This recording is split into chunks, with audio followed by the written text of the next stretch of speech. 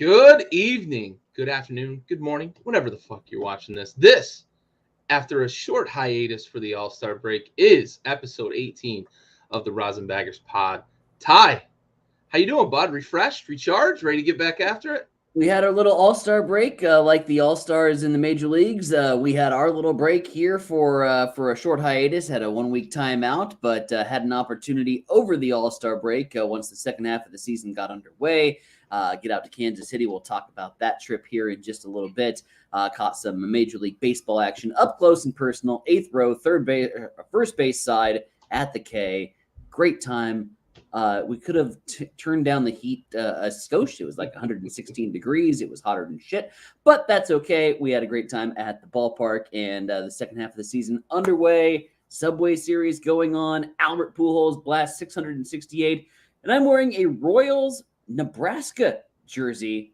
It says "Go Big Red" on the back. I'm not gonna pivot and turn around because I might pull a muscle in my old age. But it is a Husker Royals jersey. Stove would have enjoyed Nebraska night at the K. I know he's a big Husker backer back, and he can't be with us, but should be back with us again next week. So, yeah. Yes, overall, sir. good stuff. Yes, sir. Yes, sir. Absolutely. It's been hot everywhere, man. UK had their highest temperature ever. This has been a hot summer, so stay cool out there wherever you're at. Fall's right around the corner, and we're going to talk a little bit of kind of what that means as we approach fall here in the baseball season. But first things first, let's talk about the All-Star game. We had a lot of festivities here, 3-2 American League over the National League to close out All-Star weekend. But to jumpstart All-Star weekend, we had an awesome home run derby. Juan Soto ends up taking home the crown, or the cross bats trophy, left it at Dodger Stadium, which led to some interesting speculation about his trade status. But turns out they were playing the Dodgers right after the All-Star break. So he, flying commercial because fuck the Nats, didn't want to have to pack it in his bag, picked it up when they came to town. But maybe the star of the show, who didn't end up winning, did show out in the finals, but Juan Soto was able to nip him. Julio Rodriguez starts the All-Star game off with 33 and follows that up with 32, 65 home runs through 2 rounds. The young buck just showing everybody how to do it. All-Star game, Giancarlo Stanton wins the MVP as the AL, as I mentioned, takes down the NL 3-2. And I put a picture here of Alex Manoah because I thought he really stole the show. They had him mic'd up, and I love that added feature, not only to the All-Star game because it was awesome in the All-Star game, but they have been doing it. If you haven't been watching Sunday Night Baseball on ESPN, tune in because ESPN mics them up, gets them talking. They chat during games. I mean, you get guys talking what they're expecting the next play, those sorts of things. Alex Manoah went as far as asking Smoltzy, "What should I throw?" That shit was awesome. Yeah. I'm going to pass it your way, though, Ty. I want to get your thoughts. All-Star weekend takeaways. What'd you enjoy? How'd you feel about the All-Star game? Is baseball doing better with the All-Star game? My favorite moment from the All-Star game weekend, and it's always been my favorite moment ever since I've been a kid, has been watching the home run derby. And what I love most is been the gradual expansion of the home run derby into what it has become now, in terms of how they format it, because it used to be 10 outs and it could take upwards to 4 hours like a regular baseball game to finish by the time that they would wrap up. But they've got it such in a competitive and a really fan engaging format now. And I love what they've done with Derby and how that continues to progress. And, that tells me signs. Hey, if we're progressing and we're making advancements on the home run Derby and we're making this fun, we can do the same for the sport. We can tweak here, tweak there with baseball and get something that's more watchable as a product for the, as we say, the casual fans out there to really enjoy, because I think that everybody tunes in for the Derby and for baseball's sakes, good on them, because they showcased, I thought, maybe the best collection of what baseball is in the 2022 season, with the Young Bucks, with Julio Rodriguez putting on a show. You had Albert Pujols, who made it through a round, which was super exciting. Got through Kyle Schwarber. Really love to see that. Albert Pujols advancing into the second round. But so you had that. The veteran presence, by the way, speaking of Albert, he's just hit 668 tonight to have the Cardinals take a 5-1 lead, and a Cardinals team that is without their two best players because they're not vaxxed and they're across the border in Canada. More on that in a second. Back to the Derby. Juan Soto, of course, just swinging through. I thought had maybe the perfect Derby tempo, the perfect Derby swing, and he didn't tire himself out. It looked like towards the end. I thought that Julio was a little bit gassed in his rounds, but I always loved the Derby and loved the way that it played out. The All-Star game, of course, being a very competitive baseball game. Liam Hendricks doing his thing. You mentioned Alex Manoah, the mic'd up situation that we've got going on right now. You mentioned ESPN with Sunday Night Baseball. Apple TV does a great job with it on their Friday Night Baseball program as well. And it just like, you get the second baseman in there and he's doing his prep steps and, they're talking about what he's supposed to expect. And he's like, I don't know, hard liner right at my face, I was like, and how you can go about with the guys in your ear, walking them through. It adds a level for me for these baseball players and what they've been able to do. Not only are they talented, but they can also like talk to the commentators while they're playing, which is a completely different level. But I think that really just helps with the fan engagement. And, whether you're a casual baseball fan or whether you're a diehards love it, being in the mind of a baseball player, what they're going through. So absolutely love the Alex Manoah mic'd up moments. For the NL though, I'm an NL guy. I've always been an NL guy. And I'm tired of the streak. I'm tired of people talking about the streak. I was really pulling for the National League to come through there. But, gosh, that AL lineup. I thought the early lead was going to be enough. Yeah, so stacked in terms of what they had to offer. And then Giancarlo does Giancarlo things, which has been a storyline for the first half of the season with the Yankees. But All-Star game moments for me, it was the Derby. It was seeing Albert advance. It was seeing the entire collection of Major League All-Stars all converging on Albert to give him his farewell at the Home Run Derby. I really wish Miggy could have been a part of it too. I thought that would have added a little bit something. But just seeing Albert get the love, seeing the young guy, Julio Rodriguez, put on an absolute show, make it to the finals, hit what was I think, second most in Home Run Derby history, only to fall short in the championship round, but put it on an absolute display, which was great to see. And then a guy like Juan Soto, who is now the most talked about player in baseball in terms of the trade rumors, which I'm sure we will get into as the podcast progresses, to lift the Home Run Derby crown. Anybody but Bad Bunny to present that trophy, I would have been happy. But Bad Bunny makes the trophy presentation. Juan Soto lifted up. The Derby for me was the moment.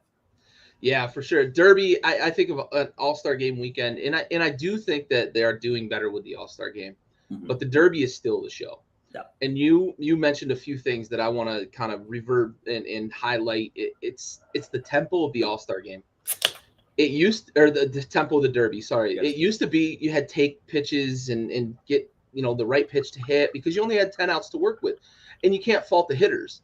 But you never ended up with a situation like you had the far and few between the Josh Hamiltons who got on a crazy streak and hit 22 in a round, but was like hitting it out of Yankee Stadium every single time he swung the bat. I remember a couple of Mark McGwire ones with Chris Berman's voice talking about the moon shots and back. It was always so fun, but you didn't get that every single year. Right. And I think what Major League Baseball has done with the Derby now, it's the tempo, it's the urgency, it's the engagement. We're much more intimately involved in the game because you're talking about like the bonuses, right? Did they hit 15? Did they hit a 440-foot shot? Did they hit the longest shot of the round? Those sorts of things. So there's a lot more going on with the Derby. And I think you nailed it on the head. If we can do that with the Derby and we can do that with the All-Star game, we can do that with the game. Mm-hmm. Apple's got Friday night. I forgot that they mic up as well, but ESPN doing it with the mics. I don't have Apple TV, so in my defense, I'm gonna play the plausible deniability there. But it's those things, right, that bring the fans into the game, get them involved, get them engaged, have those conversations, understand what goes through the minds of a baseball player as they're getting set up. You're talking about being able to talk to commentators. And we used to see guys blow bubbles like at the plate while they're getting ready to hit 95-mile-an-hour fastballs right after a dude breaks off a 78-mile-an-hour 12-6 hammer, and they're just blowing bubbles like it's nobody's business. So seeing these elite athletes engaged with the commentators, engaged with each other, and how much they talk to each other and how much fun they have. It's so great to see that, because the game, for as much as I love the game, I can sympathize with the common everyday fan who's just kind of the casual fan saying that the game feels boring, because if you're not watching for those things like where the second baseman is aligned, right, or where the shift is, or where the outfielders are playing, are they playing doubles depth or no doubles depth, are they playing shallow to take away a sacrifice, are they, those sorts of things, if you're not engaged and those things don't matter to you, the game of baseball has one thing to offer really, and it's the pitcher and the batter, right, until the ball is put in play. And for a lot of people, the way the game is played now with launch angle and velocity and everything like that, and that stuff being important, the game doesn't offer a ton. It's all or nothing on almost every single exchange. So I love what baseball did with All-Star Weekend. I want them to bring more of that to the game on a regular basis. Let's mic people up every game, right? They're going to have to watch their mouths, but they've done a pretty damn good job so far with the games they've been able to mic up. So I love that engagement. I love that interaction, being able to understand what, the pitcher, the catcher, what they're thinking through. I mean, Manoah was literally calling what Alejandro Kirk was going to call. That's how good of a relationship that pitcher catcher battery partnership has, right? Like Manoah's like, yeah, I think he's going to call slider in here. He's going to call fastball away. Let's go to the two seam. Let's go to the splitty. Let's go to the four seamer up. That's what, and it was like every single fucking time Kirk was calling the exact pitch that Manoah called for, except when Smoltz told him to throw the slider in and he hit the batter. But that was the one exception. So I love seeing that stuff. My big takeaway from the All-Star game, or All-Star weekend, is there's a distinct advantage in the home run derby to hitting second. Yeah. Because Soto hit second in both of his matchups and went into actually I think he hit second in all three, went into the finals, you mentioned it, fresher, right? Whereas Julio batted first in both of his, leading in actually all three, because he batted first in the finals as well. But he hit 33 and 32, but he was tired in the finals. But he didn't know the number he had to get to. The guys that hit second, they hit their number and they shut it down, which they should.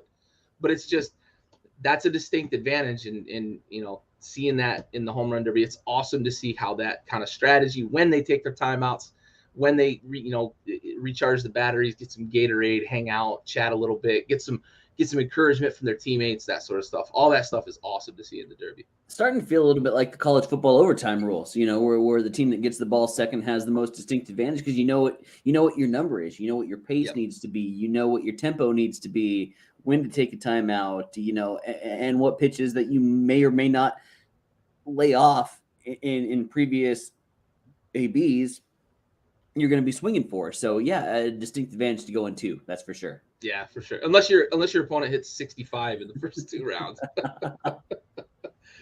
All right, so let's talk about coming out of the All-Star break, right? Let's talk about the first half of the season. What's one big thing that's been a huge surprise to you? What's been the most surprising thing about the first half of the season? I have so many surprising things that I jotted down here. I would say out of all of them, the most surprising to me has been the start for the New York Mets. And we knew that the rotation was going to be solid. Of course, Jacob deGrom going on the injured list didn't help things for the Mets rotation, but I didn't see as big of a start for the Mets as they've got to this point. When I look at the National League East, and you go up and down, the Braves are playing, hot baseball right now, playing catch up. They're right behind on the Mets' heels. Mets are playing in the Yankees in the Subway Series. Max Scherzer's got the ball on the mound. More on Mad Max in a minute. We're going to have a series preview that's going to be a little bit altered because we got a little bit of a late audible from the Mets after I audibled my series preview. Any hoodles, Buck Showalter's just done an absolute phenomenal job with the roster he's got in New York. I would say that for me, the Mets surging start, the potential for, as it stands right now, two New York teams to meet in a Subway Series World Series is certainly not out of the realm of possibility.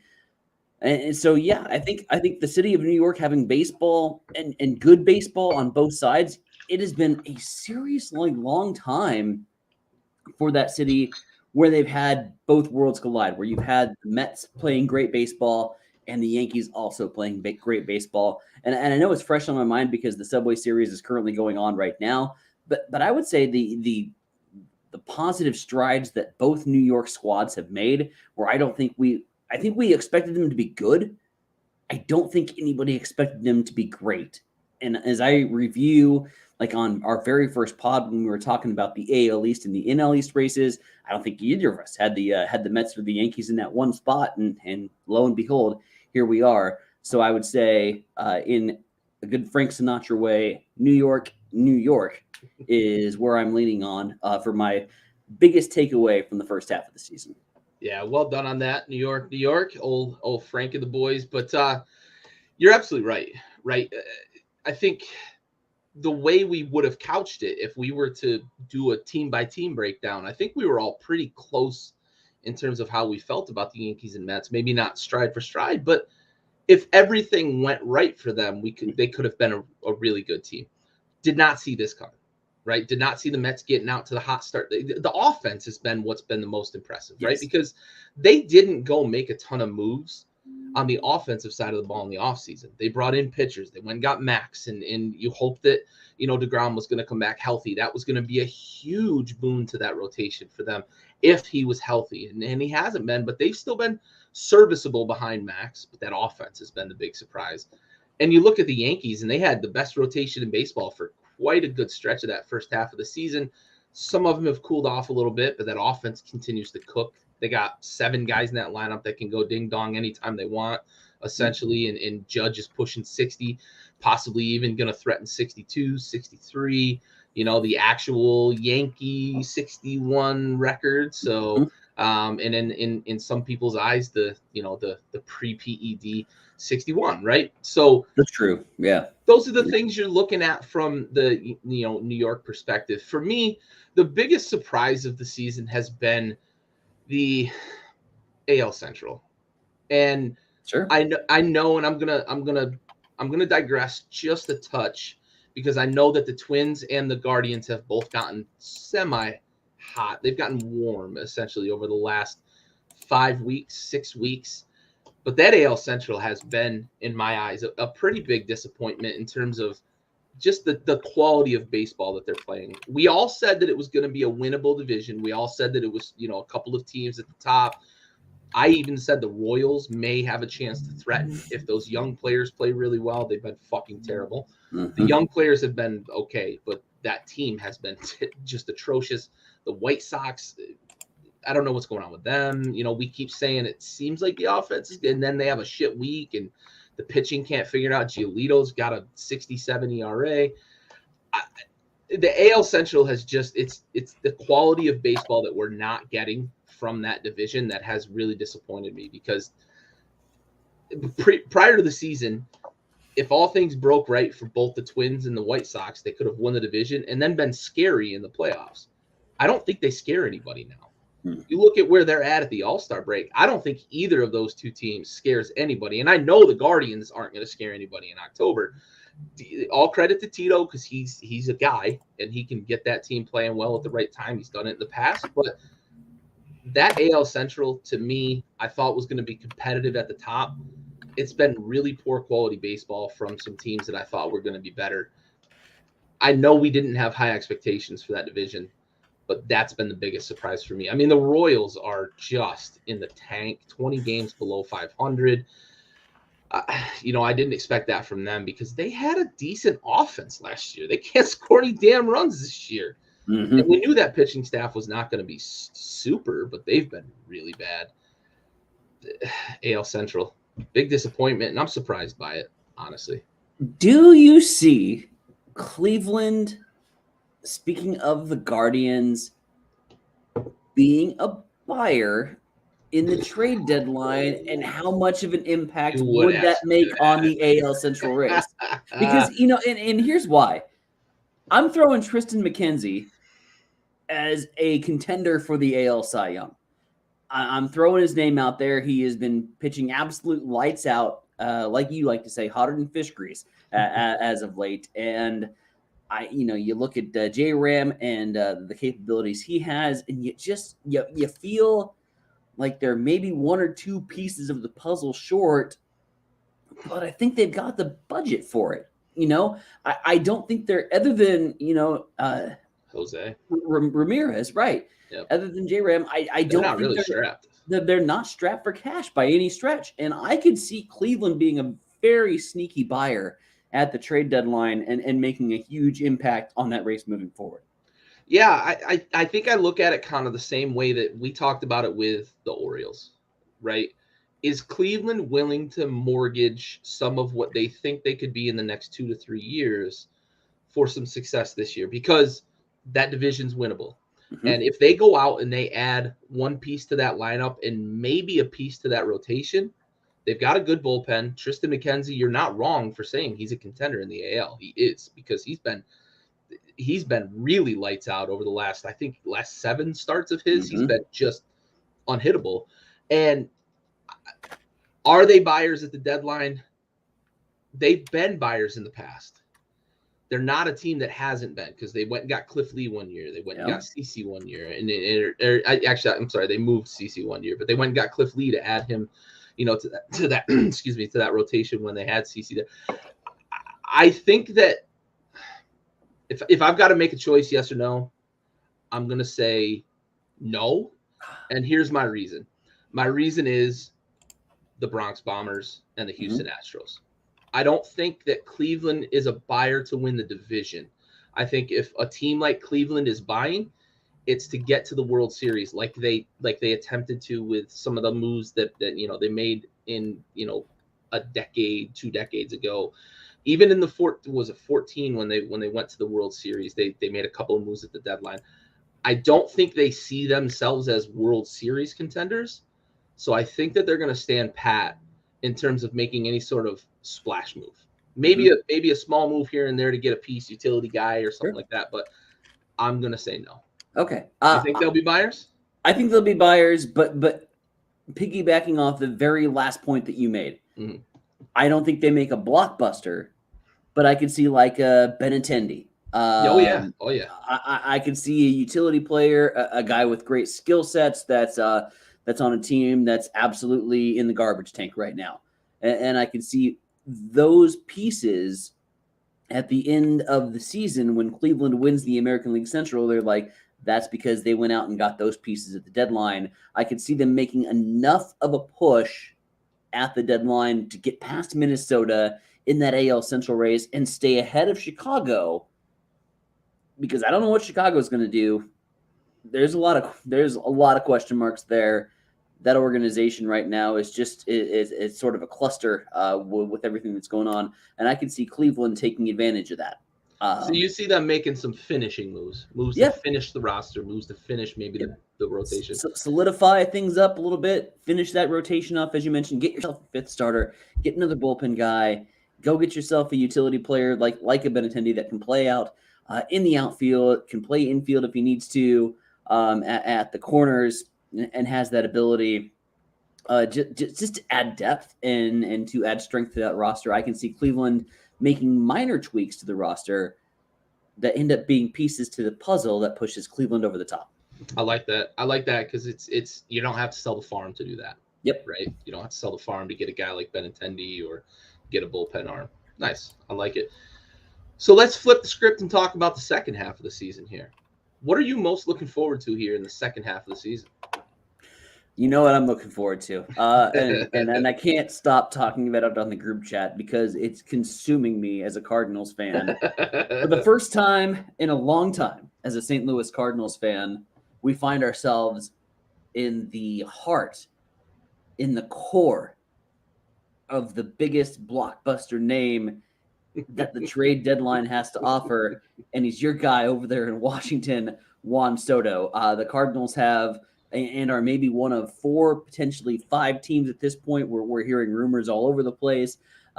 You're getting a look at some of the potential candidates that you might get coming in as teams look forward to sell their entire farm to get Juan Soto. I want to see where this guy goes. I want to see where he lands. Does he land on a team like St. Louis that can push them up and over the top and could potentially fight the big bad boys like the LA Dodgers and the Atlanta Braves and the New York Mets. Because right now the Cardinals, I think, are fourth in the National League. And that's even saying that I have them rated above Milwaukee, who is currently above them in the National League Central. I still think the Cardinals can put it all together. We're Jack Flaherty short of a decent starting rotation. We got guys coming in from the minor leagues that are making spot starts. Looks awful. We're giving up runs here and there. When Waino gets the ball, Waino does Waino things, as we're seeing tonight over in Toronto. He continues to pitch really well. I think the Cardinals could add that piece of the puzzle. And it's a move that the Cardinals are not traditional in making. They are a bring your guys up the St. Louis way throughout the farm system and then establish your major league credibility from there. And we're throwing out names like Mason Wynn and Connor Capel and Matt Liberatore out of that starting rotation. You know, we're throwing out names like Andrew Palante, good young guys that have been in the St. Louis farm system that have people really excited from a Cardinals perspective, because what Cardinals baseball does really well from a fan standpoint that I don't see in a lot of other franchises is their awareness of what their farm system has to offer, what prospects are on the horizon, who's playing hot, who's coming up. You saw it with Nolan Gorman when he went down. You know, we were getting updates daily from Memphis on what Nolan Gorman was doing, and you just don't see that a lot. With that minor league baseball and major league baseball comparison, you do in St. Louis. So, you know, we've been having these guys on our radar, and to see all those names on a potential list to get shipped out to Washington for one name, it's a very unusual spot for St. Louis. But then, you know, as we're talking about that, on one hand, you asked me, you know, you cool with St. Louis selling the farm for Juan Soto? And I was like, I don't think so. Because my original thought process was, we're giving away all our prospects for a guy that's going to be good 3-4 more years. And then I saw Juan Soto in the home run derby, and then I heard the commentators talk about, they're like, well, he's only 22. And 20 years.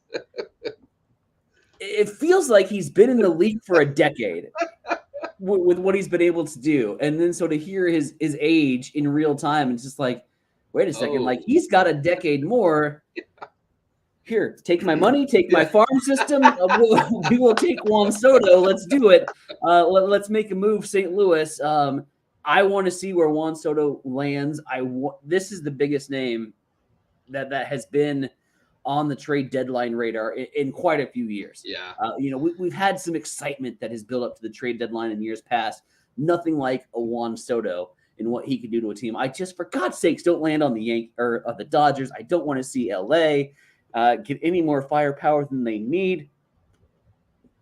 Go to a team that's on the verge that could be a World Series contender. I really think Juan Soto makes St. Louis a World Series contender. And it's hard to say one player does that, but imagine the lineup of a Goldie, Soto, Arenado, heart of the order. Good luck. Juan Soto is, and where Juan Soto goes is my number one storyline that I'm focused on here in the second half of the season. Yeah, that's huge. And as a Nats fan, of course, it's a huge storyline for me to pay attention to. And, you know, the fact that the Lerners are rumored to be selling could be affecting some of the trade values, some of the trade implications, some of the reason why Juan Soto wants out. They've been fucking cheapskates all along.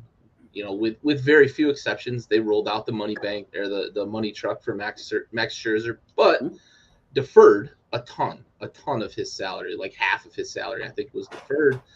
So, you know, this Soto thing, I'm really upset about it because I watched Bryce Harper go out the door, and Bryce Harper and Steven Strasburg are the reasons that I'm a Nats fan.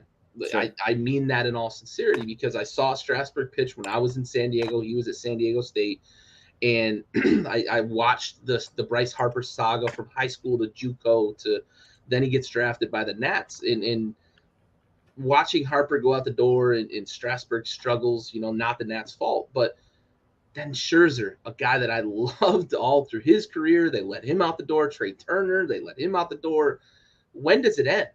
When do you start acting like the fourth biggest market in fucking baseball? Like, seriously, when do you start fucking acting like it? Yeah. Because it's absolutely ridiculous that you can't roll out the money truck for this fucking 22-year-old superstar. He's got 4.5 tools. His speed is not the greatest. His arm is not the greatest, but hits, can field. He's a great fielder. Runs the bases well for his lack of high-end speed. He runs the bases well. Hits for average, hits for home runs, and he's unbelievable. Just fucking pay the guy. But now it seems the story has come to an end. I'm really interested to see where he lands. The four teams that really are kind of the big ones right now that are looking to make plays for him, I think you nailed it on the head. He makes them either stronger World Series favorites in the Dodgers in the Dodgers case, or makes the rest of them real legitimate World Series expectations if you add him to those lineups. So really interested to see how that plays out as well.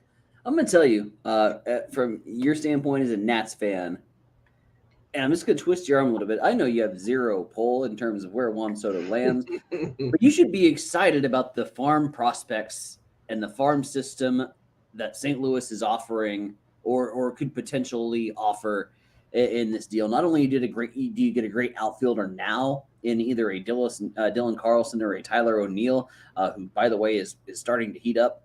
And so that's exciting from the Cardinals standpoint. But like I said, you're talking about your Mason Winns, you're talking about your Connor Capels, your Matt Liberatores. These are great names in minor league baseball right now.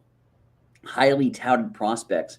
And I know I'm biased in all of this, but I'm going to say the best farm package. We probably can't offer the cash considerations that some of the other markets can offer. But in terms of giving you the best overall bang for your buck of what you're getting back, I think St. Louis has the strongest trade offers available for Washington. Yeah, I don't think you're wrong on that, and I'm gonna say it's not my money, so I don't care about the cash considerations. I'm not the GM, I'm not the owner, I ain't gotta worry about it. So I want studs back in the farm system. Last year I was excited. Keibert Ruiz, good return, from the Dodgers, and then Josiah Gray seems like he's a guy that's gonna potentially turn into. I don't think he'll ever be a number one, but he could be a number two, could be a really good number three in a solid rotation. You have to get a really good return for Soto. And I don't want the Yankees to get him because Jason Dominguez is a fucking bust. You heard it here. I'm telling you, the kid can't play baseball. They don't really have anything else in their farm system either. And that's a surprise because over the last 7-8 years, the Yankees have really done a good job of churning out farm talent. The timing isn't right for me to say send him to the Yankees. I want him out of the NL if I had my choice, but I don't want him to go to the Yankees because I don't think you're getting anything in return there. The cash, maybe that's attractive, but it ain't attractive to me as a fan. As I said, it ain't my money. So I look at the Dodgers and I look at the Cardinals, honestly, as the two places that could get you the best package in return. I don't know what the Dodgers do, but they draft last in the first round every single year, and they just continue to their farm system, whatever those coaches are doing down there, keep fucking doing it because they are taking guys that people really never heard of before they get into the Dodgers farm system and just put superstars out there. And then the Cardinals, yeah, right? Like is it Carlson? Is it, Wynn, those guys that's a good farm system. So yes, I look at the Dodgers, and I know you don't want to hear that, and I look at the Cardinals as the two places I would like to see Soto, if they're going to trade him, send him, because I do think that that's where you're going to get the biggest bang for your buck in terms of return on what you're going to get for that player. Do you want to do a knee-jerk hot take? Fair foul, knee-jerk hot take. Speaking of trade deadlines, I'm on the fence on this one, but I heard it mentioned a couple times, and it seems like it's super bold, but I want to get your take on it.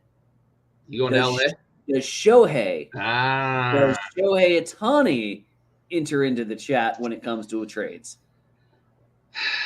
I think there's some smoke there. I do. I don't think that they move him, though, because I don't know that they're going to get – I don't think they're going to get what they want for him. And I don't think any team has the farm system to go get one of the 25 or 30 best pitchers in baseball. And oh, by the way, one of the 10 to 12 best hitters in baseball in one player. Right. It's not last year where the Dodgers traded for Trey and Max. This is one guy who instantly becomes your number one starter or number two if you're one of the handful of teams that have a guy, in that higher echelon. And a guy that slots in at 4 every single day as your DH and can platoon in the outfield if you really need a guy in the outfield in a pinch. So I think they're taking calls, but I don't think he moves. I do think Shohei is available, which is crazy to think is even a thing because of who he is and what he does for that team and that city and how popular he is. But I do think he's available because I don't think they can pay Trout and Rendon and then Shohei and say, okay, yes, we're building something here. Right. I think they realize how thin that roster is behind those three guys. What do you think? You think he moves? I think it's a super thin roster. I think from a front office standpoint, if he's not your franchise player, you're an idiot.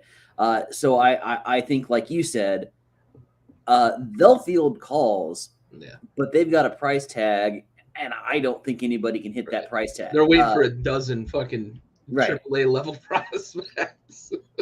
They've got their in-game set, and they're not going to. You're not going to settle for a Shohei Ohtani trade. No. You're going to have, here's our baseline. You can do your best to match it. And I think there's going to be a lot of people that will try to get close to that line, but at the end of the day, it would be criminal from a front office standpoint to trade Shohei Ohtani. Yeah, absolutely. He's the biggest phenomenon since like Hideo Nomo, really. I mean, it's unbelievable. He's like the Yao Ming of Major League Baseball. That's how big he is as an international superstar. So I agree with you. I think we're in lockstep here that he's available, but is anybody going to come up there and get him? All right, so I'm going to talk a little bit about what I'm looking forward to in the second half, and then we're going to talk about this last week and this upcoming week. I was tossed up between two division races that I wanted to watch here. I'm looking at the NL West and the NL East. And I considered the NL Central, but I knew that you were going to talk Cardinals. I figured you were going to talk Soto. That's why I didn't even bother with the trade. I knew because you're a Cardinals fan and they're in the conversation, I knew that was a softball. So I'm going to focus on the NL East because isn't this just kind of set up for the exact scenario that we're either going to see the Mets do what they do, or we're going to see the Mets exercise the demons, right? The Braves are either going to run them down, who have been the hottest team in baseball over the last 6 weeks, or the Mets are going to hold on and they're going to exercise their demons and not collapse late in the season like we expect the Mets to do. I worry that DeGrom is not going to pitch at all this year. And that's what I worry about for the Mets down the stretch because that rotation has been serviceable. They've scored a lot of runs. That offense has been better than expected. I worry if I'm a Mets fan as the calendar turns over to August and into September when it goes from really, really, the next 4 or 5 weeks are super hot baseball, really draining, playing every day, to getting into some games that matter. And you're going to play a team that just went through a World Series run, right, last year in Atlanta, who knows how to handle the pressure. Are the Mets going to be able to withstand the amount of pressure that Braves lineup, which is deep, that Braves rotation, which is getting better? Max Fried is finding his stride. They're going to, they're hoping to get back a couple of arms in that rotation that can help them. Are the Mets going to get DeGrom back? And even if they don't get him back, are they going to be able to hold off the Braves? That's what I'm really looking forward to watching. A little bit selfishly, my dad's a Braves fan, so I'm hoping the Braves run them down and we get to say, ha ha, Mets, you did it again. But if I'm a Mets fan, I like where we're at right now, but I also know that the Braves are right there nipping our heels. However, the Mets, assuming that they hold on to a wild card spot, because one of those two teams is getting a wild card, the other one's going to win the division, as it stands. are the Mets going to be able to flip that switch and be dangerous in the playoffs? If they can capture some of what they've captured early here in the season, that's a dangerous team in a 7-game series. Max is a guy that can take the ball 2, maybe 3 times and shut you down, give you a chance to win, and then you only got to go win 1 or 2 games with your other starters. So I do see the Mets, even if they sneak into the playoffs, as being a dangerous enough team. But this race, I think, is going to be really interesting as we turn the calendar over to August and September. And as we do, let's just take a gander at the Mets' remaining schedule as they currently lead 2-0 over the Yankees. I think Max Scherzer again took the ball tonight, so that's no surprise that the Mets are doing that. But 3 remaining series against Atlanta. They've got 2 series against the Dodgers. They've got 2 series against the Phillies.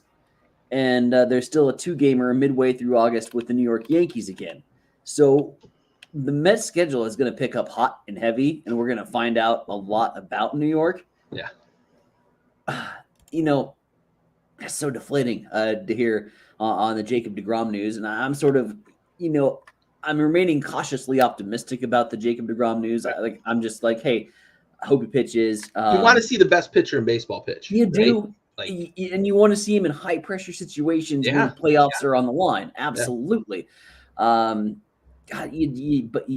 I feel like from an offensive standpoint, you can only put bubblegum and twisty ties together so many times before it starts to leak and before it starts to sink a little bit. And I don't see bubblegum and twisty ties in Atlanta. Right. When I look at the Mets, I look at, they're doing great, but they have this hole and this hole and this hole that needs filled, and this hole and this hole and this hole. I don't see that in Atlanta. No. I do with the Mets. And if you don't get DeGrom back, I'm sorry, Mets fans. Rosinbaggers curse coming up. Mets are going to win the NL East. Go ahead and book it now in Vegas. I don't see them getting there without getting back to full strength. Yeah, you put that perfectly, right? The Mets have had things go right for them to get to this point, right? The offense has been better than expected. They've gotten – I would have to look at the metrics. I didn't even think to look at the metrics before this, but clutch hits. I've watched a handful of Mets games. I've watched them play the Braves a couple of times. They just seem to, when they're down 1 and they get a little dribbler and maybe get a walk and they get a guy on, a dude yanks one down the foul line, down the first baseline, and it lands on the fucking foul line, right? And they get a double in the corner that scores 2 runs, gives them the lead. If that ball's 3 inches to the right, it's foul, right? It's things like that I've seen from the Mets. I went and watched them in person. There were a couple of times that they got hits that, a tough bounce here, or they snuck one by a diving infielder there, on the opening series in Washington when they played down here in DC. It's just those things that, as you put it, the bubble gum and the twist ties and the duct tape and the hammers and trying to hold things together. You don't want to be that team in September and October, especially when you got the Braves breathing down your neck, right? And you mentioned it. That's a full-ass lineup, right? It may not be the most complete lineup in baseball, but that's a full-ass lineup with dogs all up and down that lineup that have proven it in big games last year, but also are continuing to show this year that they are who we thought they were at the end of the World Series last year. Just saw my fantasy baseball team drop 20 points. All of a sudden, that must mean we have a New York Yankees home run. Max Scherzer has given a 2-run bomb up to Gleyber Torres. Oh, no. Torres goes down the right field line. 2-2, top of 8, Subway Series getting hot and heavy. And they just pulled him. Hector Lugo's in. All right.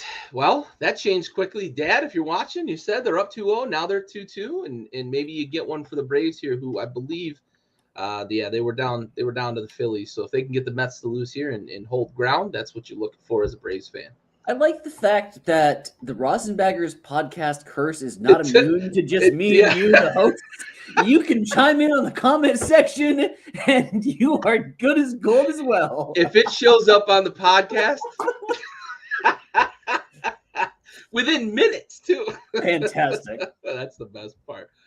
All right, so let's talk about current baseball here. We're outside the All-Star break, and let's talk about what you what you experienced here over this past weekend. That's you Look at that guy. in the stadium for Royals and Rays this past weekend, bud. Talk to me. Tell Pay me no about it. attention to the outfield on the left-hand side of my shoulder. Good Lord, the outfield was trash. And here's It's why. not good. The night before, they had Poison and Motley Crue and Joan Jett and the Blackhearts and Oh Def Leppard, a my stadium tour. goodness. That was the very night before the baseball game. Oh, That outfield absolutely looked like shit. It was, it's trampled. it was you could tell clearly where the stage was, where people had been standing.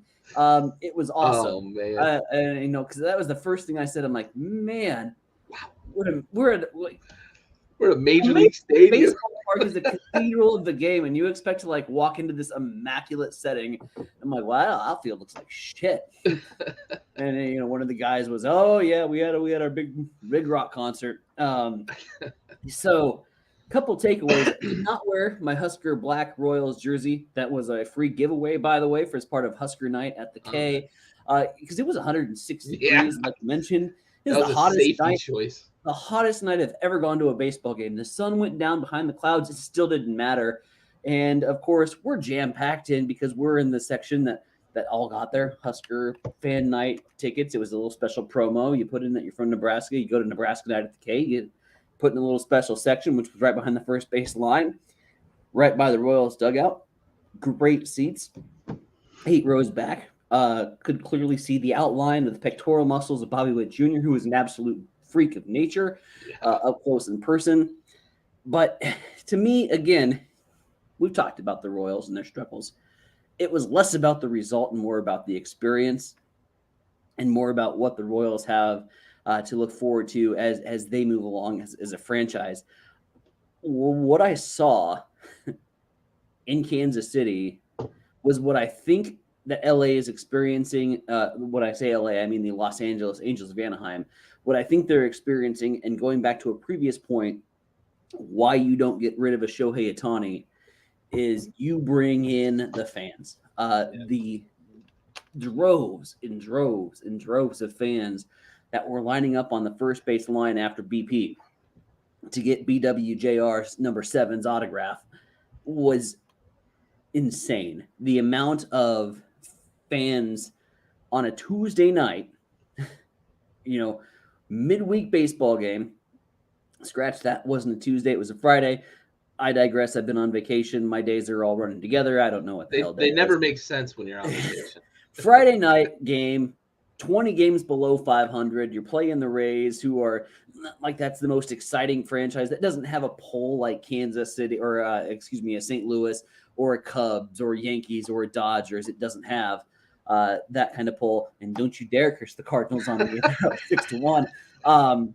But the amount of people that came in and were just in support of one single player, let alone MJ Melendez, the catcher who's going to be doing great things once Salvi decides to hang it up or decides to leave the KC regime. And Vinny Pasquantino. I love this KC Young lineup, but their arms, their rotation is just horrid. And the lack of it's a flip script for me. We just got done talking about the clutch hitting for the New York Mets. The Royals can't buy a hit if they have a runner on base.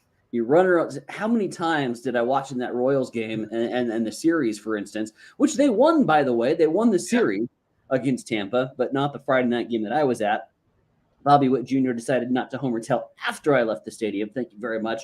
The amount of times that they would put runners at second and third, one down, rally coming, you're only down 2 runs, strike out, pop out. And it was that way on loop offensively for Kansas City. So they can't get the clutch hitting to go. Like I said, the rotation. I still think a big issue in KC for me is the way, and I love him, the guy to death. I miss Mike Matheny from a managerial standpoint. He, of course, managed the Cardinals for a while, didn't have great success. got the bucket and ended up in KC, which I think is a good spot for him. I still love the guy, but he's never been able to manage a bullpen because he hasn't met a pitcher he doesn't want to throw. And when you got a guy like Amir Garrett, who Kansas City got out of the Cincinnati fire sale, and he comes in relief and throws a 9-pitch inning where he looked effortless and great. And it was the first positive sign for Kansas City that I had seen in a good hot minute. And then he doesn't return for the following inning. What are you doing? Use your guys that you got in that bullpen to stretch out the game to get some longevity. And Garrett's throwing fireballs, and you only use him for one inning. And I know it's hotter than hell, and that probably had a lot to do with it. He probably was just gassed. The starters in that Friday night game didn't go more than 4, just because you're working and it's hotter than hell, and it weighs on you probably double, maybe even triple. So I understand that point, but utilizing your bullpen a little bit, solidifying up the rotation. If you're Kansas City, your 5-year plan, which I think they should be on right now, even with guys like MJ Melendez and Bobby Witt Jr. and Vinny Pasquantino, like we mentioned, the offense, I think is going to be there. But if you're on the 5-year plan in Kansas City, every draft, every available opportunity in free agency, pitchers. So, yeah, Tampa, for that matter, didn't get to see Wander Franco as he's still out, but still saw some of their great players. Randy Arozarena has really been impressive the last couple of weeks, and that's been showing through not only with the bat, but with his plays out in the outfield. He had this excellent play out in center where one hopped it and gunned it home to get the would-be lead run at the time. So, yeah, Brady Singer strikes out 12 in the Saturday night affair. Like I said, Bobby Witt Jr. hits a homer. The Royals take the series 2-3, but the Royals to me are still so far off in the distance in terms of being a legitimate contender. And I know that sucks to hear because I wanted to talk about Kansas City on a 2-year, 3-year plan, kind of like what I've been talking about this year with a Baltimore or a Seattle or maybe even now a Pittsburgh scenario. But Kansas City's still a ways out, and it's because of the arms. Yeah, it's not easy to get arms. It seems, teams churn out position players, and they seem to translate a little better when you're drafting them high. But it's a mess in that Royals farm system. Even I'm looking at the arms that are prospects, and you mentioned Brady Singer, who is one of those young arms that they hope turns into a guy. They've got Asa Lacy, who can't seem to get out of Double-A. And he goes up and down.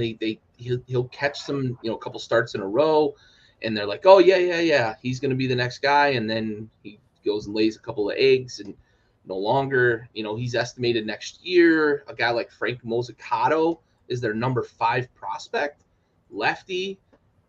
He's not expected till 2025, so you're probably spot on that Kansas City now.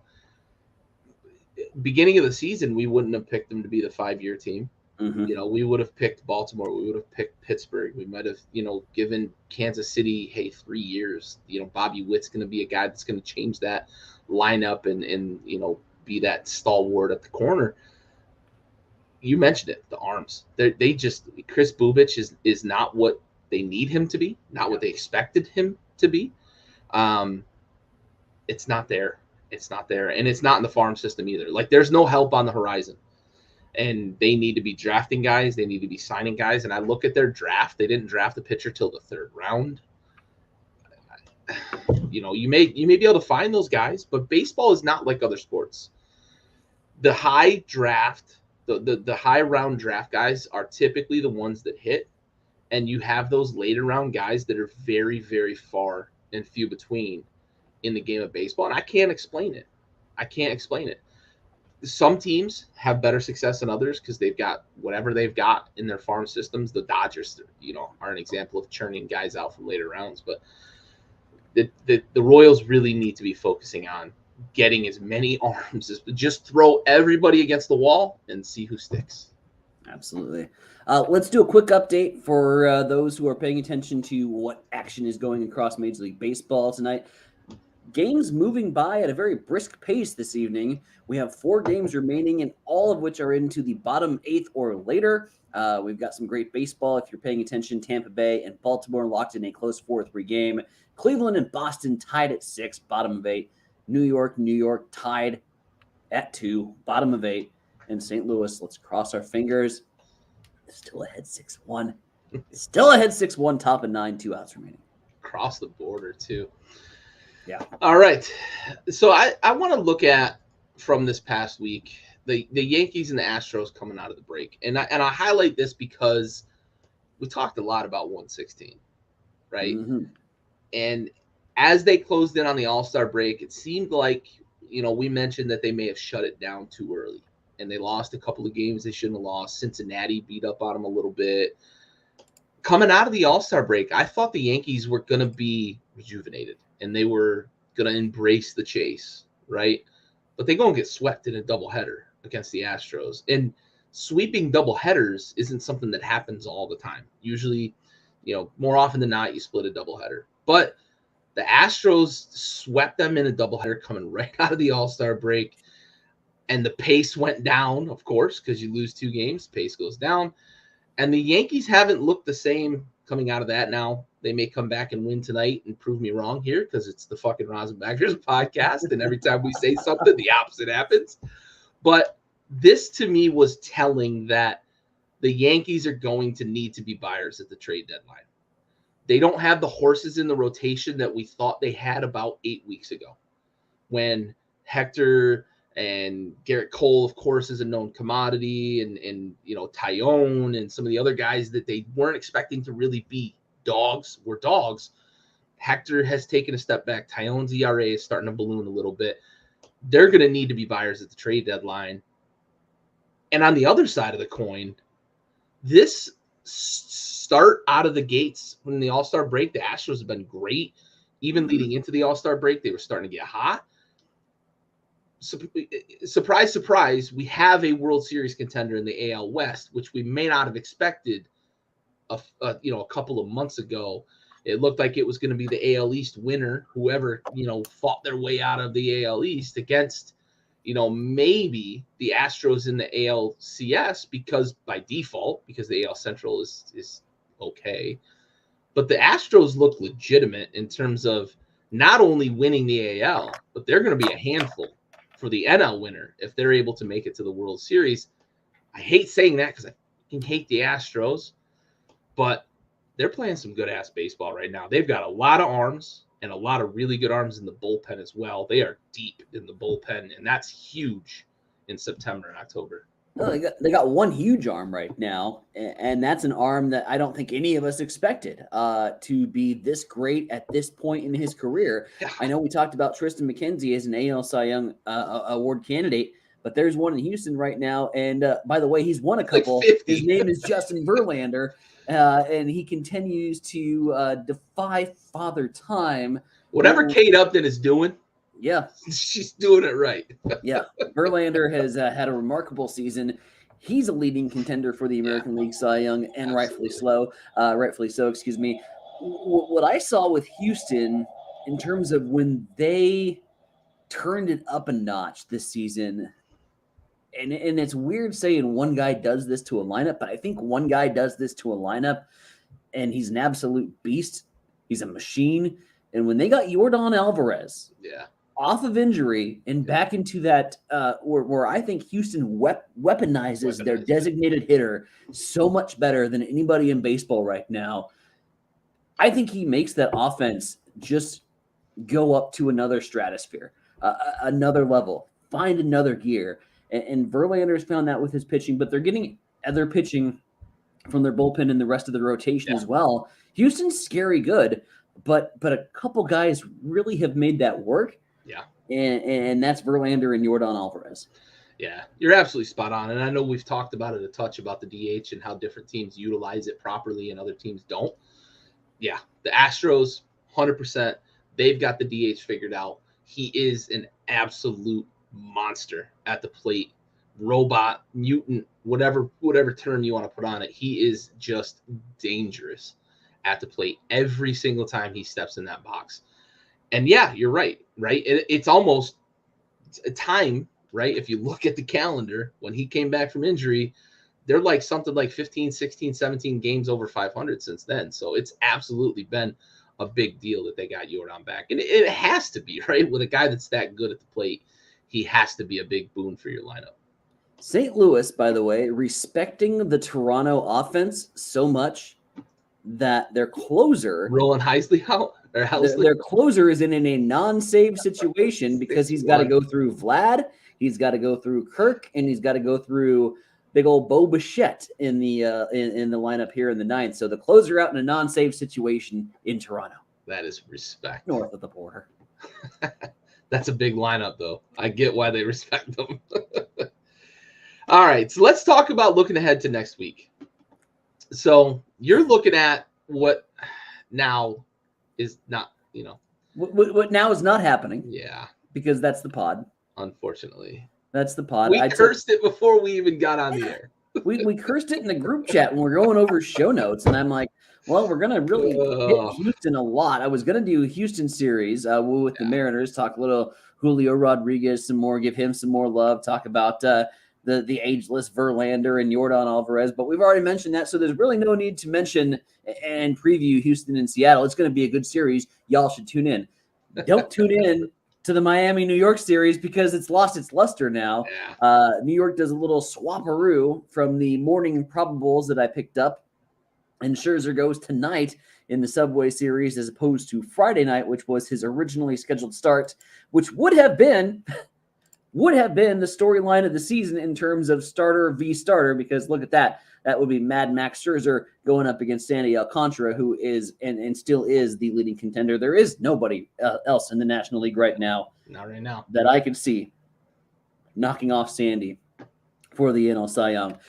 Boy, howdy, would that have been a conversation starter if Mad Max beats Sandy Alcantara in terms of Max Scherzer getting into the conversation for the NL Cy Young. I still think Clayton Kershaw is kind of hanging around there in LA. If he can continue to do what he can continue to do, he'll be in that conversation.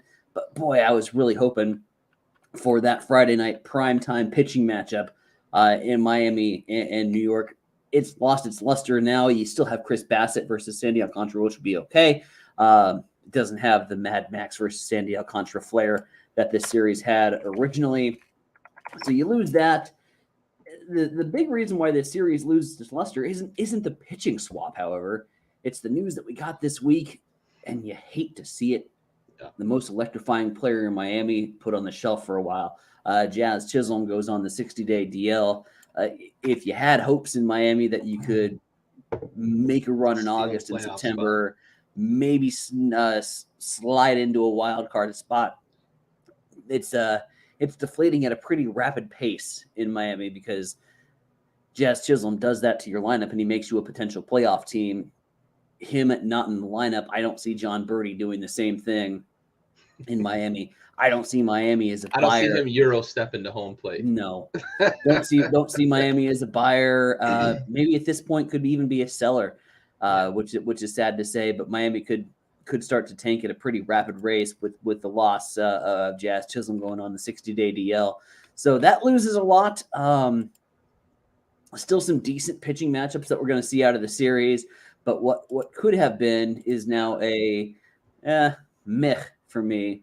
The big news in Miami with Jazz, you mentioned the Mets, and you talked about them in pretty good capacity when you were talking about your NL East race. You know, I still look for them to maybe make a move at some point to start filling in some of those holes because you don't know how long that's going to last. I don't think Miami has the puncture power to break through those holes and to expose those potential leaks that a few of those other teams down the schedule do. So, this series loses a little bit. I will go back to my original series preview and tell you to watch that one instead. Seattle and Houston should be a fantastic one that starts on Friday. Yeah, for sure. Seattle is staring up at Houston right now, and they just keep winning. Julio went yard again today, and Seattle just continues to win ball games. Yeah, but you mentioned, Alcantara, and what he is and what he does for that team, but also what he is in terms of NL Cy Young favorite. Just to put it in perspective for you, you mentioned Verlander. Shane McClanahan is the other I say co-favorite, but McClanahan's plus 250, Verlander's plus 270. To me, that's splitting hairs, and those two are kind of the horses ahead of the rest, because Garrett Cole's the next favorite at 850, and then Shohei Stove's pick for AL Cy Young is actually sitting fourth right now at plus almost 1,000. So is if you Tristan even on the odds? He's not on the odds, which surprises me because he's been really good. Shane Bieber is still on the odds. I'll throw a $5 bill on that to get I bet you could get him for 130. So yeah, I bet you could get him for quite a bit. Right now, if you could find a book that's got odds on Tristan McKenzie for sure. But to go over to the NL, I mean it's a one-horse race, right? The AL, you've got two horses in McClanahan and Verlander.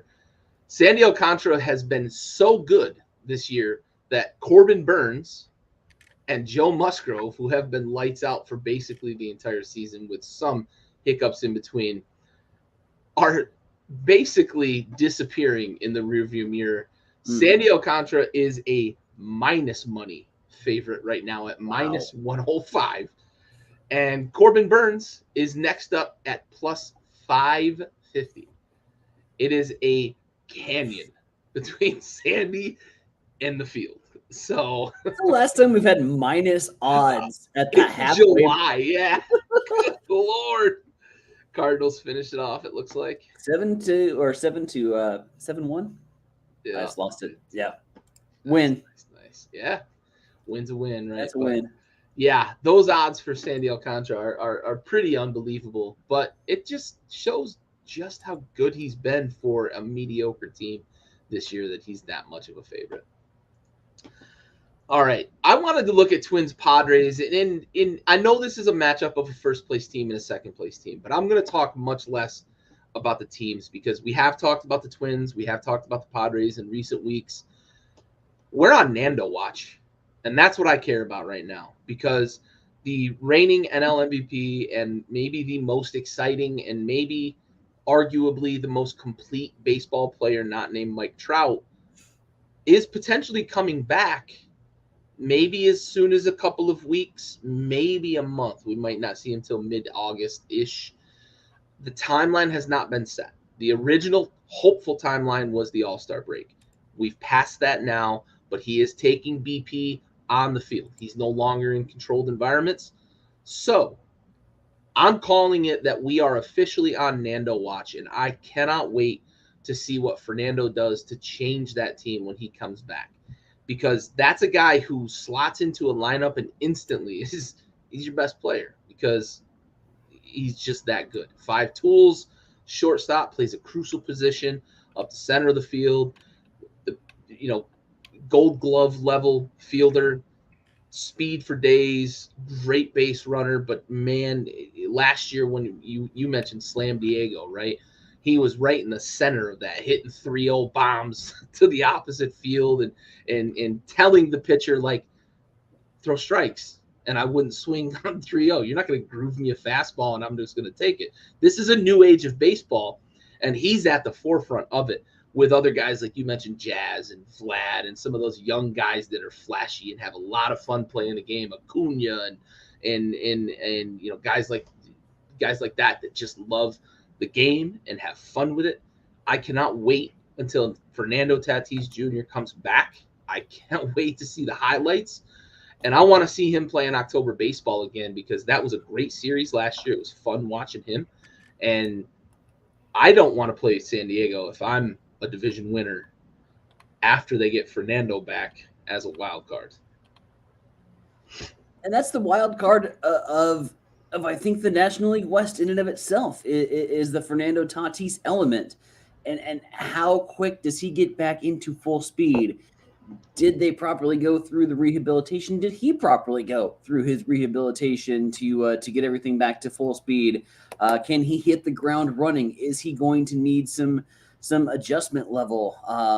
It'll be very interesting to watch. But like you said, he comes back and instantly makes that team a contender in the National League. And I think they're they're sort of the outlier in all of this. I mentioned, your top 4 teams, which to me are the Dodgers, the Mets, the Braves, and the Cardinals. I think you throw the Padres into that top 5 conversation, and real legitimate contenders on that National League crown once he comes back, and that's been the main storyline. I go back to our top stories that we were talking about before the pod and the off season that was, and once they finally got the lockout lifted, and we found out that Fernando Tatis wasn't even able to visit a team doctor and was going to be out half the season. What a mess. And how long or how long are the odds going to be for the Padres once they get him back? How far back are they? Well, looky here, they're not that far back in terms of the National League wild card, at least. You're still sitting 11 and a half back, but you're in the playoff contention. And once you get there, it's a whole nother season. And so, yeah, I'm with you on San Diego. So it'll be very interesting to see. And everybody's on Tatis watch right now. I think the latest was he was taking some full BP. So really looking forward to getting him back in the lineup. I'm actually not really looking forward to it as a Cardinals fan at all. A team that's kind of trying to slide into a wild card spot ourselves. So, but for the game, for the fans, for baseball in general, yeah, I'm looking forward to seeing Tatis take a few swings. Yeah, for sure. On 3-0 counts. Yeah. Look, I used to be a curmudgeon, which is surprising because I was young when I was a curmudgeon about baseball, but I was the guy don't style on home runs. Pitchers just get on the mound and pitch. Stop taking forever to throw a pitch. Fucking throw strikes. Get up there and dominate. Hitters, you act like you've been there when you hit a home run, that sort of thing. But I love it, man. I love the excitement because we talked about it early in this podcast. These young players bring an element to the game that's attractive to fans, especially the younger generation of today that wants that instant gratification, that wants that excitement, that wants things to be different, right? This is different than baseball's ever been, and guys like Fernando Tatis need to be on the field for that in order to bring that excitement to the game. All right, so let's wrap this up. What are your closing thoughts here as we get out of the All-Star break and start to get into the swing of the second half of the season? Well, like I mentioned, I had a couple different thoughts on the first half of the season and a couple different thoughts on what I'm expecting in the second half of the season. So let's just do a couple quick hitters here. We're going to try a drag bunt down the third and beat one out at first here. The power of the stash. I mentioned New York, in my first half of the season review. And a lot of that power of the stash in New York is coming from the one and only Matt Carpenter, who continues to, like Justin Verlander, his counterpart in the American League, defy time. I love the Matt Carpenter story. Leaves St. Louis. We didn't have a spot for him in St. Louis. He was the most likable Cardinal there was. Everybody loved him. They gave him standing O's even when he grounded into a double play because they just liked Matt Carpenter, the guy. So he'll always be and forever be a Cardinal in my book. He goes over to Texas. It doesn't work out. Goes through, gets sent down. Likely was going to be free agency in the end of his career when he gets designated over in Texas. New York picks him up, and his career just completely resurges, where he's now breaking records, Yankee records. Matt Carpenter is breaking Yankee records for home runs in the amount of starts that he has. It's not an everyday starter. He comes in, he spells guys, he gives guys a needed rest, but when he comes in, he produces. And the more and more I think about it, because the more and more I watch All-Star Miles Michaelis pitch for the St. Louis Cardinals, and I watch Matt Carpenter do what he does at the plate in New York, and I watch a couple other guys try and grow their best mustache because I think they're starting to figure it out. There's some power here. There's a little magic in the mustache. And a lot of that's been Matt Carpenter. So the power of the stash, New York, as long as he's on that roster, I see good things happening there. What I don't see good things happening is where our conversation will likely lead as we progress through the second half of the season, and that is, what in the hell are we going to do in Oakland? Will they have a baseball franchise? Will Oakland be the Oakland A's? Will they decide to pony up and get a stadium, or will baseball do the responsible thing that baseball should have done, let's say, a decade ago, and pull that franchise out of that poor, suffering city and give A's fans something to get excited about, maybe in Nashville? The proposal from everything that we've heard from Rob Manfred and the powers that be, the suits that make those determinations, is they have basically given Oakland an ultimatum. You're getting a new stadium in 2023, or at least you're putting the blueprints and shovels in the dirt and getting the funds secured for a new stadium, or you won't have a stadium or a franchise to call home in years to come. I'm very curious how this story all unfolds, because to me, Oakland is still, they're kind of an endearing franchise. You loved what they did in the 1980s. You loved the Moneyball story, doing more with less. But at some point, that Moneyball strategy needs to butt heads with, let's make a move. And I think right now, let's make a move is less on the players that they have on the diamond and more on, let's make a move to get them a new stadium. I watched this all unfold, and I know I've seen this somewhere. Oh, yeah, we have. It was Major League, the comedy, where they tried to move a franchise to Miami, and they just got dog shit players in Cleveland at the time to move that baseball franchise. And that, to me, feels like what Oakland is doing. I think that sucks from a fan standpoint, and from, like I said, a historical baseball franchise standpoint. I would hate to see it happen, but I think that's the path that we're going towards over in Oakland. So another storyline to look forward to. What in the wide world is going to go on with the A's? Yeah, I'm now going to call an audible. I'm going to highlight two, and I'm going to highlight one really quickly, and then I want to talk the A's as well, because I love that you brought that up, and that's going to be a huge story over 2022 into 2023. But I want to watch the second half of the Orioles. I am so invested right now in the fact that this team could be a playoff team this year.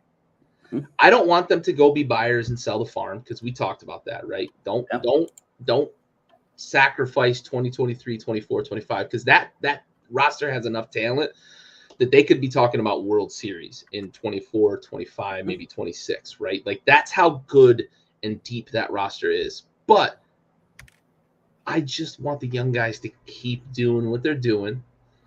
Let's get into the playoffs. I want to see Adley Rutschman. I want to see all of this deep young talent in Baltimore do what I thought the Royals might have had a chance to do, and that is be one of the youngest teams in baseball and go play some meaningful baseball in October. I am so invested in what the Orioles could be. Also, the Nats suck, so I have nothing else to worry about. So we'll stick in the D.C. area. I'm a big Orioles fan the rest of the way. Cal Ripken Jr. is my favorite player of all time, so I've got a little bit of a built-in excuse to say, let's go O's. But I want to pivot back to the A's discussion that you just brought up, and it's a great point that Major League Baseball does need to step in. But I would argue that Major League Baseball needs to step in on possibly two fronts. Because I look at what happened in Miami. Miami got a new stadium. They gave Giancarlo Stanton a huge contract, put nothing else around him. The team sucked. Fans don't come out. They trade Giancarlo Stanton away. And now what do they have? One of the least valuable franchises in all of baseball, with a beautiful state-of-the-art stadium and nothing for the fans to glom onto, right? And that team has some young talent, and they could get there. But the owner's still a fucking cheapskate. Despite having new ownership, he's still a fucking cheapskate. The Oakland Athletics are in the 15th largest metropolitan area in baseball. Their owner's a cheapskate. So what I worry about with the A's is if they get this new stadium from the city of Oakland, all this tax dollars and everything else that's invested, because that's the thing these days, are the A's actually going to spend the money to put a product on the field that means anything? I don't think so. That's my worry. And I worry about that for the city of Oakland. I worry about that for the game of baseball, because that is one of the most storied franchises, right? They've got some of the best teams of all time played baseball in Oakland. Some of the best players of all time played baseball in Oakland in the 60s, 70s, 80s, 90s. I mean, Ricky Henderson, right? The stolen base god played in Oakland. Mark McGuire, the Bash brothers with Canseco, guys, Dave Henderson, and the list goes on, and the pitchers, and Mulder and Zito and all those guys. They've Heck. had incredible, Eck, right? I mean, one of the best starters of all time, and also one of the 2-3 best closers of all time.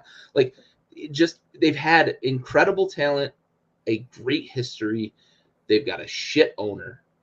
I want Major League Baseball to potentially step in and say, listen, asshole, you're in a huge market with one of the most storied franchises in our game. You either start ponying up cash and spending the money that you make every single year to put a product on the field, or we're going to kick your ass out. I don't know that it's going to happen, but I want that to happen, because the city of Oakland deserves it. The game of baseball deserves it. On that note, we here at Rosinbaggers are out.